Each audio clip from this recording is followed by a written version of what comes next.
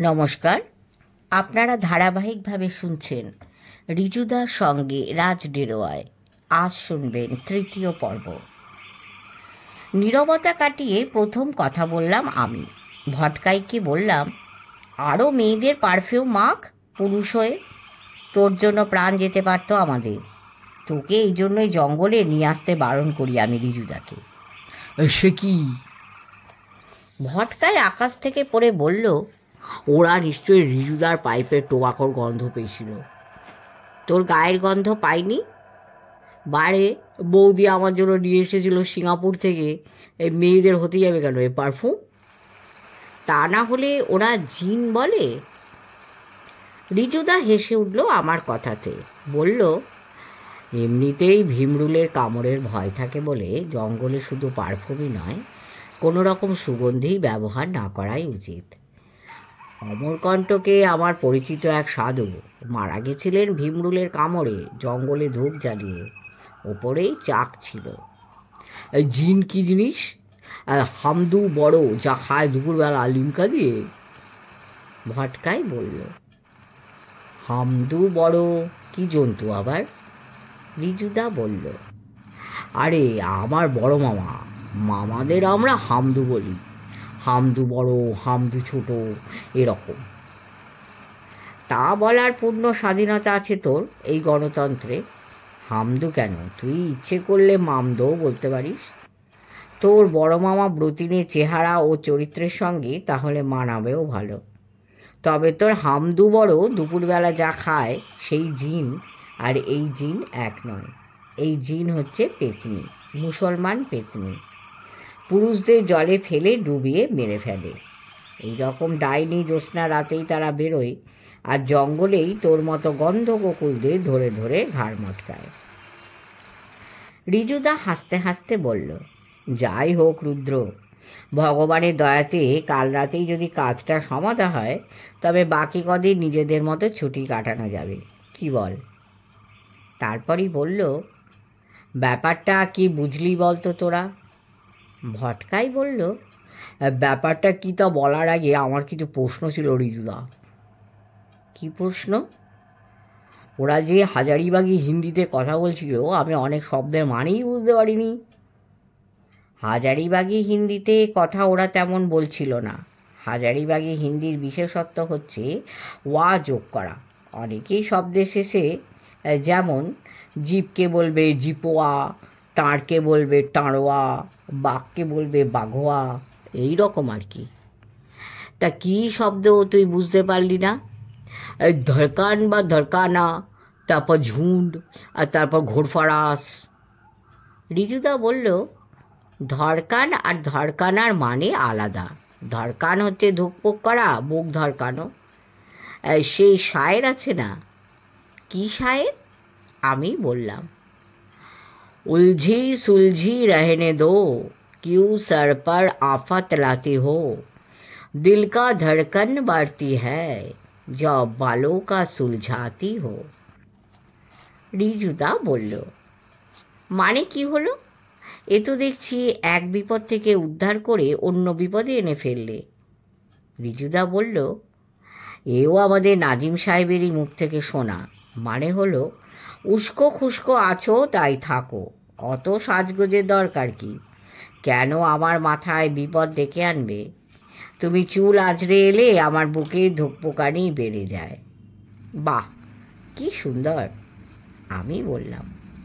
তারপরই বললাম, রিজুদা, তুমি ভটকাইকে ওয়ার্নিং দিয়ে দাও। ওর তো কোনো কাণ্ডজ্ঞান নেই। এটা আবার ওর ছোটো বোন কিটির কোনো বন্ধুর ওপরে না ঝেড়ে দেয়। রিজুদা হেসে উঠে বলল, ও নিজ দায়িত্বে কিছু করে, যদি চর চাপড় খায় তো খাবে। ধড়কা দেগা জানে মেরে দেবো, ফেলে দেবো গুলি করে।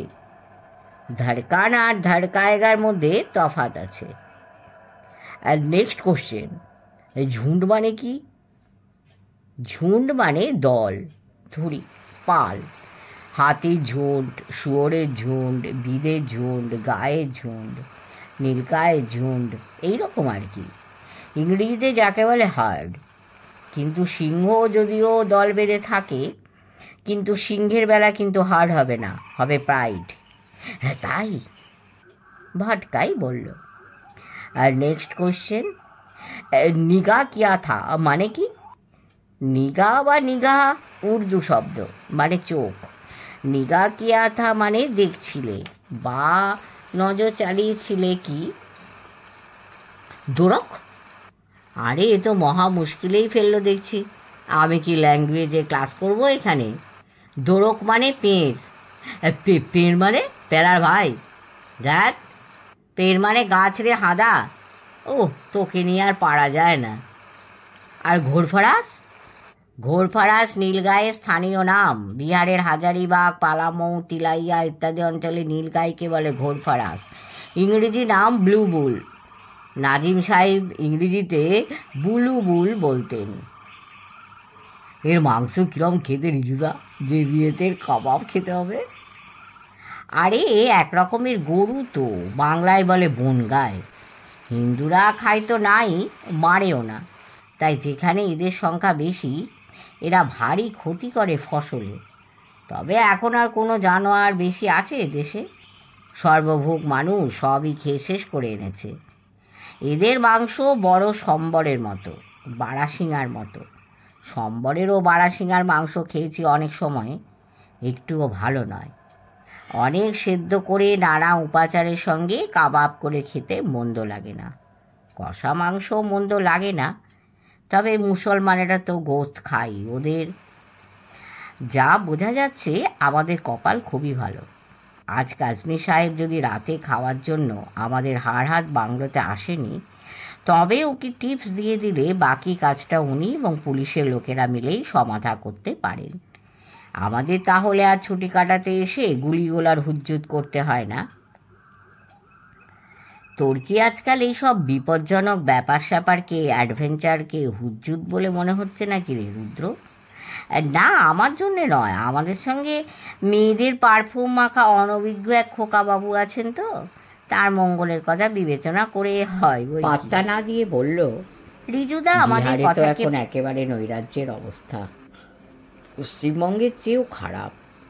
রাবড়ি দেবী প্রশাসনকে একেবারে রাবড়ি করে দিয়েছেন। কাজমি সাহেব পুলিশের সাহায্য চাইবেন বলে মনে হয় না। এই কদিন আগেই চৌপারণে কাণ্ডটা কি ঘটল তা পড়িসনি কাগজে? না, কাগজ আমি পড়ি না। বিজ্ঞাপনে যদি পড়তে হয় তবে অ্যাডম্যাক পড়ব। কাগজ পড়ে পয়সা ও সময় নষ্ট কেন করতে যাব? ভটকাই বলল। তারপরেই বলল, পশ্চিমবঙ্গেও প্রশাসনে কি জ্যোতিবাবুর জ্যোতি ফুটে বেরোচ্ছে না? রিজুদা ভটকায় রাজনৈতিক মতামতকে উপেক্ষা করে বলল, কি গাছের নিচে বসেছিলাম আমরা এতক্ষণ, লক্ষ্য করেছিলি? ভটকায় ওর কাঁধে ঝোলানো ঝোলা থেকে ছোট্ট টর্চটা বের করে গাছটাতে ফেলতেই উজ্জ্বল লাল দুটি চোখ জলজল করে উঠল। সেই আলো দুটির মধ্যের ফাঁক বড় জোর ইঞ্চি চারেক। রিজুদা হেসে বলল, রতনে রতন চেনে। বলতেই কে এক গেছো দাদা সরসর করে ডাল বেয়ে আরও ওপরের ডালে উঠে গেল। কি ওটা? আমি বললাম। উল্লু। বলেই হাসল রিজুদা। তারপর বলল, গাছটা আমলকি। আমরা এসে গাছের গুঁড়ি গাঁট করে বসাতে ও বেচারি গাছ থেকে নামবার অবকাশ পাইনি। চল আমরা যাই, ও ফিরে যাক ডেরাতে। তবে খুশিও হয়েছে খুবই ও স্কুলের বন্ধুকে এতদিন পর দেখে। কি বল ভটকাই? এই তাহলে উল্লুক? আমি বললাম। উল্লু আগে দেখেছিস, তবে চিড়িয়াখানাতে। জঙ্গলে দেখলি এই প্রথম। তোরা ভাগ্যবান। আমি নিজেও এর আগে মাত্র একবারই দেখেছিলাম এই অঞ্চলেই। শিবসাগরের ক্রিশ্চিয়ান মাইকা কোম্পানির 5 নম্বর বাংলো, যেটি ওদের গেস্ট হাউস ছিল, তার সামনে জঙ্গলে। তখন আমি স্কুলে পড়ি। এমনই রাতের বেলায় দেখেছিলাম। জেঠুমনির সঙ্গে ফিরে আসছিলাম রজৌলির ঘাট থেকে 5 নম্বর বাংলোতে। যুগল প্রসাদ টর্চ ফেলে দেখিয়েছিল একটি বয়ের গাছে। জিপ গাড়ির ডিপার করা হেডলাইটে দূর থেকে সে লাল চোখের ঝিলিক দেখতে পেয়েছিল গাছের ওপরে। তাই জিপ গাছের নিচে দাঁড় করিয়ে দিয়েছিল আমাদের। আমি ভটকাইকে বললাম, এই উল্লুর সঙ্গে ভাল্লুকের কোনো সম্পর্ক কিন্তু নেই। ও কাল পেঁচা, গভীর জঙ্গলের বাসিন্দা। যখন ডাকে তখন অনভিজ্ঞ নারী ছেড়ে যায় ভয়ে। হে তাই, জানোয়ার না, পাখি। ইয়েস, আমি বললাম। এরপর আমাদের কি কর্তব্য রিজুদা? বাংলোতে ফিরে গেলে হাঁটা হবে 3 কিলোমিটার মতো। ভালো করে চান করে আমরা হাড়হাত বাংলোর বারান্দাতে বসবো। নদীর আওয়াজ শোনা যাবে ঝরঝর করে। রাত যত বাড়বে নদীর আওয়াজও তত বাড়বে। তারপর জামাল বিরিয়ানি আর কাজমি সাহেবকে নিয়ে এসে গেলে কবজি ডুবিয়ে বিরিয়ানি খাবো। তারপর কাজমি সাহেবের জিপে করে রাজ ডেরোয়ার পার্কে মাইল 25-30 একটা চক্কর লাগিয়ে ফিরে এসে আবার বারান্দাতে বসে নদীর গান শুনব। তারপর যার যেমন ইচ্ছে ঘুমোতে যাব এক এক করে। আর কালকের প্রোগ্রাম? কাল সকালে তোদের টাইগার ট্র্যাপ দেখাবো। পদ্মার রাজারা কি করে বাঘ ধরতেন তাই। রাজার ডেরা ছিল বলেই তো এই জায়গার নাম রাজডেরোয়া। করদ রাজ্যের রাজা। এই সমস্ত অঞ্চল ছিল তাদের শুটিং প্রিজার্ভ। অন্য কারো অধিকারই ছিল না এ বনে ঢোকার বা শিকার করার। আমাদের দেশের অধিকাংশ জঙ্গলই তো আগে তাই ছিল। উত্তরবঙ্গের রায়কদ রাজাদের বৈকুণ্ঠপুর, ওড়িশার ময়ূরভঞ্জের শিমলিপাল, পালামুর গাড়োয়া, রাঙ্কা ইত্যাদি। মধ্যপ্রদেশে মান্দালা, রেওয়া, রাজস্থানের বান্ধবগড়, আলোয়ারের রাজাদের সারিস্কা। তোদের একবার সারিস্কাতে নিয়ে যাব। আমরা পূর্বাঞ্চলের লোক, আমাদের চোখে একেবারে অন্যরকম লাগে। জঙ্গল থেকে জানোয়ারের চেহারা। তারপর একটু থেমে বলল, তখনকার দিনে রাজাদের প্রহরীদের যতটুকু ভয় পেত মানুষে, এখন পুলিশ বা বনরক্ষীদের তা আদৌ পায় না। সব রকম আইন অমান্য করাটাই আমাদের স্বাধীনতার একমাত্র প্রকাশ হয়ে উঠেছে। ভাবলেও বড় দুঃখ হয়। তারপর মানে কাল সকালে রাজডেরোয়া ন্যাশনাল পার্ক দেখে বেরিয়ে যখন আমরা ডান দিকে হাজারীবাগের দিকে যাব, তখন ডান দিকেই দেখতে পাবি রাজপ্রাসাদ। ছেলেবেলাতে যখন আসতাম তখন চাঁদনি রাতে সাদা রঙা ওই নির্জন খালি প্রাসাদ দেখে বুক ছমছম করত। এখন তো শুনেছি যে সব সরকারি অফিস টফিস হয়েছে। নাস্তার পরে হাজারীবাগ শহরে তোদের নিয়ে যাব। হাজারীবাগ শহরের 3 দিকে 3 পাহাড়ের প্রহরা। কি কি পাহাড়?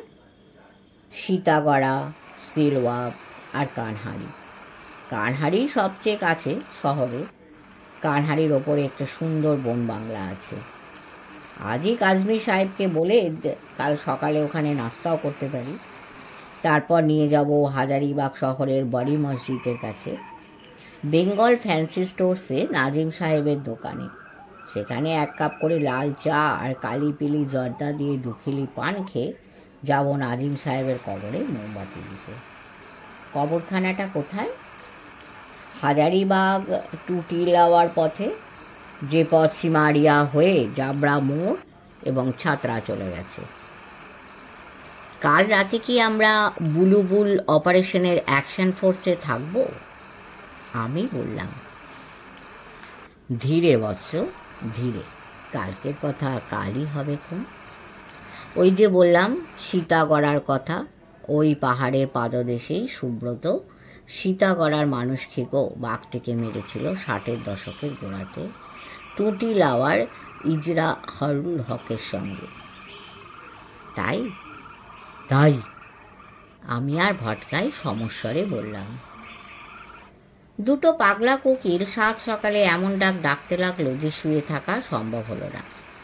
উঠে দেখলাম মিস্টার ভটকাই ইতিমধ্যে উঠে পড়ে হাড়হাত নদী ঝরঝরানি শুনছে কোমরে হাত দিয়ে বারান্দাতে দাঁড়িয়ে। নদীর শব্দটা সারা রাত ঘুমপাড়ানি গানের মতোই কানে বেজেছে আমাদের। রাত যত গভীর হয়েছে শব্দটাও ততই গভীরতর হয়েছে। হঠাৎই ভটকাই আমার দিকে ফিরে বলল, কি বুঝতাছস? কি? এরাই কয় লানাবাই। সেটা কি? ইংরেজি তো মাঝে মধ্যেই ফুটাইস দেহি। আরে লানাবাই জানিস না? দুর্গাবাই জানি, জিজাবাই জানি, শিবাজি মহারাজের মায়ের নাম, কিন্তু লানাবাই কোন বাই? আরে আলিবাই তো জানস না? আর জানস না? হা, আরে যারে কয় সুতা। সুতা? ইয়েস, সুতা নাতা বাহানা এইসবেরই ইংরেজিতে কয় একই ভাই, বুঝলা সর্বঙ্ক? এমন সময় রিজুদা উঠে বারান্দাতে এলো। বলল, কোথায় এমন সুন্দর জায়গাতে চুপ করে বসে সকালবেলা শব্দ গন্ধ উপভোগ করবি তা না, এই তোদের কাজই আরম্ভ করলো কেড়ে। কে আর ভটকাই? লানাবাই কে, লানাবাই কি এসব? লালাবাই বলে রিজুদা হেসে ফেলল। বলল, লালাবাই ঘুমপাড়ানি গানের ইংরেজি। কিরে রুদ্র, জানিস না তুই? ভীষণ রাগ হয়ে গেল আমার। বললাম, সাত সকালে উঠে মানুষকে কনফিউজ করবার জন্য যদি লালাবাইকে লানাবাই উচ্চারণ করে তাহলে বুঝবো কী করে? বিশেষ করে এমন লোকে যদি তা করে যার ইংরেজি জ্ঞান সম্বন্ধে আমার ধারণাটা আদৌ উঁচু নয়। বেশ, এবারে থাম এবং চা খেয়ে তৈরি হয়ে নে, আধ ঘন্টার মধ্যেই আমরা বেরিয়ে পড়ব। জামালের বাড়ি গিয়ে পাঁঠার মগজ দিয়ে লাচ্চা পরোটা খাবো না আমরা ব্রেকফাস্টে? সে যে দাওয়াত দিয়ে গেল। সেটা মন্দ নয়, যার মগজ বলে কিছু নেই সেই পাঁঠার মগজ দিয়েই শুরু করা উচিত, আমি বললাম ভটকায়ের দিকে তাকিয়ে। কাজমি সাহেবের বাড়িতে কি খাবি তোরা দুপুরে? এই বাঙালি পেটে দুবেলা অমন মোগলাই খানা খাওয়া কি ঠিক হবে রিজুদা? পায়া, লাব্বা, চৌড়ি, টেংড়ি কাবাব, সিনা ভাজা, কবুরার চার, চাঁপ, গুলহার কাবাব, বাটি কাবাব, সাম্মি কাবাব, শিখ কাবাব, তারপর উমদা বিরিয়ানি, তার ওপর ফিরনি। ভটকাই বলল আমার কথা কেটে। ঠিক বলেছিস, সকাল সকাল গিয়ে কাজমি সাহেবকে ওর দাওয়াতটা পোস্টপন করতে বলতে হবে। আমরা তো আছি, পরে একদিন হবে। আমরা তো ওদের সকলকে নেমন্তন্ন করবো একদিন এখানে। রাঁধবে কে? কেন, আমি, আমরা আর জেঠুমনির বন্ধু বধি জেঠুর বাড়ি থেকে ওড়িশাবাসী রাঁধুনি পটা ঠাকুরকে ধরে নিয়ে আসবো। সে যা বাঙালি রান্না রাঁধে, একবার তা খেয়ে দেখতে পেলে মোগল নামেরা তাদের বাবুর্চিদের কোতল করে দিত। বধি জেঠুকে? বদি রায়, ধানবাদের কাতরাসের মুষ্টিমেয় বাঙালি কয়লা খাদানের মালিকদের মধ্যে একজন। হ্যাঁ, পয়সাওয়ালা মানুষ জেঠুমনির দয়াতে অনেকেই দেখেছি, কিন্তু বাঙালিদের মধ্যে অমন রহিসি বেশি মানুষের মধ্যে দেখিনি। কয়লা খাদান সব যখন 70-এর গোড়াতে জাতীয়কৃত হলো, তারপর বদি জেঠু তাঁর প্রিয় জায়গা হাজারিবাগে কাতরাস থেকে পোটলা পুটলি গুটিয়ে এসে থিতু হলেন। এই সেদিনও 80 বছর বয়সেও মাথায় হেডব্যান্ড বেঁধে ব্যাডমিন্টন খেলতেন নাতিপুতিদের সঙ্গে। এত দামি দামি বন্দুক, রাইফেল, এত রকম ক্যামেরা আর কোনো বাঙালির বাড়ি দেখেছি বলে মনে পড়ে না। তারপর বলল, গোপালদের ভাইয়ের মতো ছিলেন তার ভাইপো প্রণবদা, নর্থব্রুক কলিয়ারির। মানভূমিয়া ভাষায় নাকি নাকি সুরে কথা বলতেন ওদের সঙ্গে মজা করে। খুব ভালো ট্র্যাপ ও স্কিট শুটার ছিলেন প্রণবদা, অলিম্পিকেও গিয়েছিলেন। এই তোমার দোষ রিজুদা, একজনের কথা উঠলে তারপর স্মৃতির মালগাড়ি আজকাল ডিরেইলড হয়ে যায়। গ্র্যান্ড কর্ড থেকে মেন লাইনে চলে যাও, মেন লাইন থেকে গ্র্যান্ড কর্ডে, ভটকাই বলল।